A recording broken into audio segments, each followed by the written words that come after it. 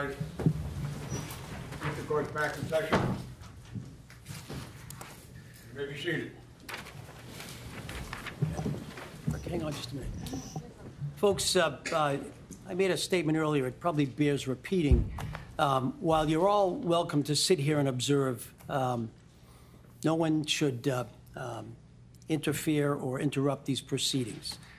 If you do, you risk being held in contempt, which carries a fine or even incarceration in some cases, or certainly being removed from the courtroom. So by all means, sit and observe, but do not interrupt these proceedings.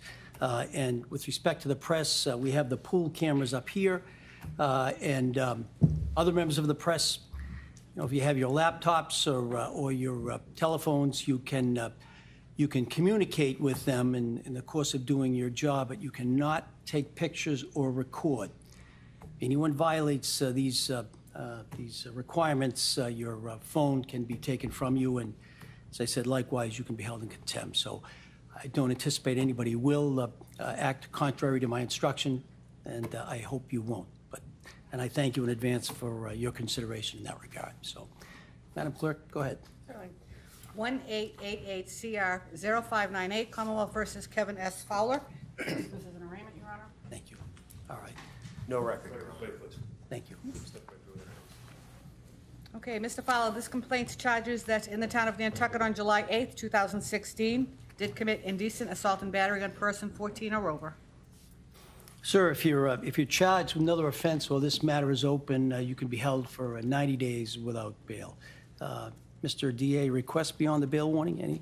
Beyond the bail warning, Your Honor, the Commonwealth is requesting that Mr. Spacey be ordered to stay away and have no contact with the named victim and his family. All right, certainly the court will impose those conditions. Anything additional? No, Judge. Okay, all right.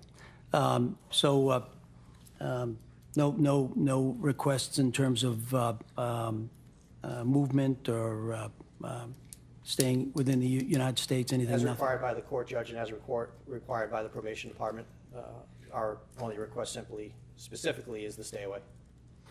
Okay, all right. Well, those will be the conditions then. Sir, you'll meet with probation. You'll sign those conditions. You'll be required to stay away and have no contact, direct or indirect, with the alleged victim. All right. I know there was a motion filed by defense. I had occasion to look at it. Mr. DA, have you had occasion to look at it? We've reviewed them, yes, Judge. Okay. You want to be heard on the motion, or? Briefly, Judge. Sure. Regarding the motions to preserve, we agree that anything that is currently in our custody and control, we have to preserve, we will preserve, and we will turn over in discovery. Sure. As it relates to the motion to preserve itself, we're suggesting at this point that the scope that is being requested by counsel is overly broad. It's asking for July 7th and July 8th of 2016, but all the way up to the present. We suggest that based on what's been filed up to the present is overly broad. The affidavits in the motion suggest that Mr. Little and his girlfriend or another individual were texting contemporaneously on the 7th into the 8th. And then it says by providing this other information, we'll likely see that something happened or that he talked about it further. But there's no basis for that information within the motion to preserve. We would suggest that it's a fishing expedition at this point, and that the motion should be narrowed at least to the 7th and 8th of July of 2016. It's a fair point. Mr. Jackson or Ms. Bolero, I don't know who's going to respond, but feel free. I'll be happy to respond. Alan Jackson on behalf of Mr. Spacey. Sure. Your Honor, I don't believe at this point that we need to talk about the scope. That's something in terms of a subpoena. In other words, what I subpoena or what I serve on those individuals might require a discussion or some litigation about the scope. All I'm asking at this point is that we preserve it. In other words, this is data that we believe is not only potentially exculpatory, but likely exculpatory for Mr. Spacey. I simply don't want to see any of that data deleted, destroyed, even inadvertently, or in other words, in any other way manipulated. I don't think it's a burden at all on the Commonwealth, nor on the two individuals named in the motion, MD and the complaining witness, to simply say, I'm ordering you not to destroy anything, so that Mr. Jackson, Ms. Bolero, the Commonwealth can litigate in front of the court at some point whether or not there is exculpatory information that leads all the way up to today. In other words, all I'm asking for is just to put a bubble around that data so it doesn't get destroyed. I'm not saying I get it yet. I just don't want it destroyed yet. Further response? We can only control, Judge, at this point, what's in the care, custody, and control of the I understand. Commonwealth. Right. As far as information that would be contained within the specific service providers of these individual cell phone carriers, well, that's different. We have no control over that, Judge. So we would suggest that as far as the preservation goes, whether it be to the individuals directly or to the providers, that it be limited at this point to the 7th and the 8th until more information can be provided as to why it might likely be exculpatory versus a fishing expedition. Right. I haven't seen any of the police reports, so I don't know what, except for your affidavit, I don't know what information you base this request upon. I do think that the 7th and 8th certainly it would be appropriate the time span to preserve the evidence, but I understand that even if the motion is allowed, it can be modified down the road and can be tightened up. And so I'm inclined to allow the motion. I don't know that I'm going to do it all the way up until, from the 7th and 8th up. I mean, I may give you maybe 6 months worth of preservation, but I don't know that I'm going to require that everything be preserved. Go ahead. But certainly at this point, that would be satisfactory. 6 months worth of preservation, I think, is better than nothing, and Yeah. I'm certainly willing to accommodate the Commonwealth and the court's All right.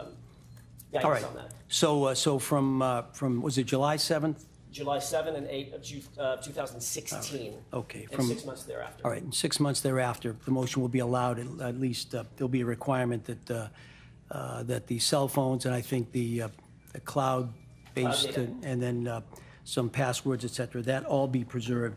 As I say, that's subject to further modification one way or the other, depending upon what is discovered during the course of this matter. So, Thank you. all right. We have a further date, gents and ladies that work. We haven't discussed one yet. Confer with counsel. Go ahead. I think we can come up with a date in just a quick Go ahead. second. Sure. Sir, you can be seated. You don't need to continue to stand. Thank you.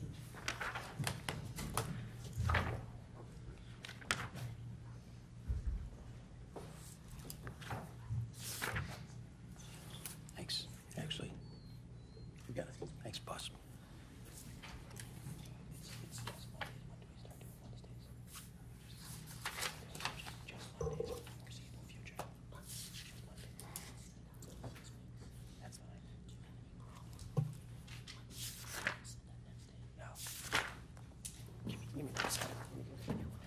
Your Honor, may I consult my cell phone real quick? Sure. It's got my calendar on it. I apologize.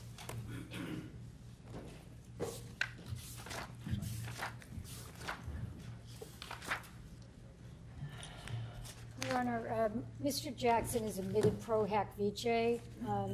I am local counsel on the case. Are you going to require my appearance from someone from my office at all proceedings?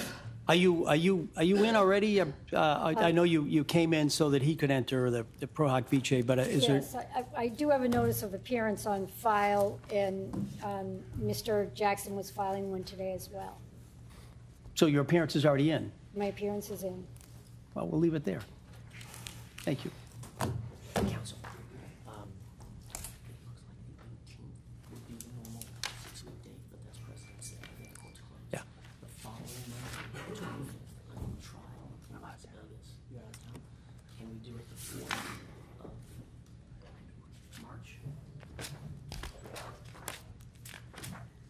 That's fine. That's okay. Yes.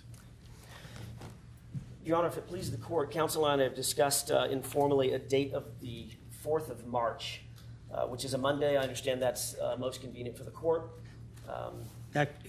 Yeah, that's right. Jury week is in February, so March 4th would probably work.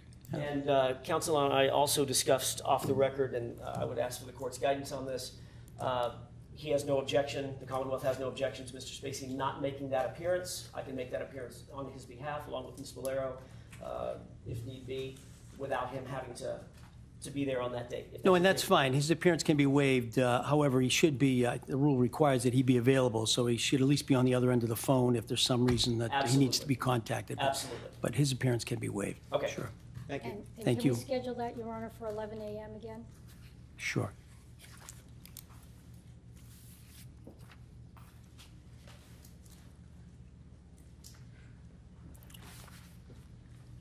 All set?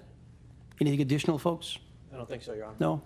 All right, thank you all for your help. I'm going to step off, and then the camera people can break down their equipment, and those connected with the case can depart. Thank you. You very much. Okay, this case has been continued to March 4th, 2019 for pretrial hearing at 11 a.m. The defendant's appearance has been waived.